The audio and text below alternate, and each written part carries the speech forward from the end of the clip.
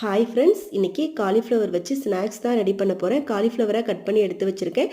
பேனில் தண்ணி, உப்பு, மஞ்சத்தூள் சேர்த்து காலிஃப்ளவரையும் சேர்த்து மூடி போட்டு ஒரு 5 நிமிஷம் கொதிக்க விட்டுடலாம்.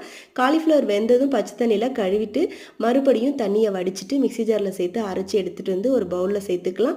பொடியாக நறுக்கின வெங்காயம், மல்லித்தலை, பச்சை மிளகாய், ஜீரக பொடி, மிளகு பொடி சேர்த்துக்கலாம். கொஞ்சமாக மஞ்சள் தூள், தனி மிளகாய் தூள் சேர்த்துக்கலாம். கடலை மாவு, அரிசி மாவு, கார்ன்ஃப்ளவர் மாவு சேர்த்து உப்பு சேர்த்து தண்ணி எதுவுமே சேர்க்க தேவையில்லை. வெங்காயம், காலிஃப்ளவர் அரைச்சதில் இருந்த தண்ணியை வச்சு இதை நல்லா பிசைஞ்சு எடுத்துட்டு கையை சுத்தமாக கழுவிட்டு கொஞ்சமாக எண்ணெய் அப்ளை பண்ணிவிட்டு சின்ன சின்ன உருண்டையாக உருட்டி எடுத்துக்கலாம்.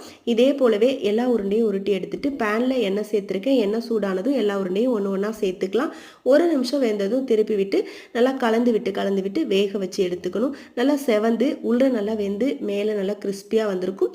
அதுக்கு பிறகு எடுத்தோன்னா சூப்பரான ஸ்நாக்ஸ் ரெடி. பிடிச்சிருந்தா லைக் பண்ணுங்கள்.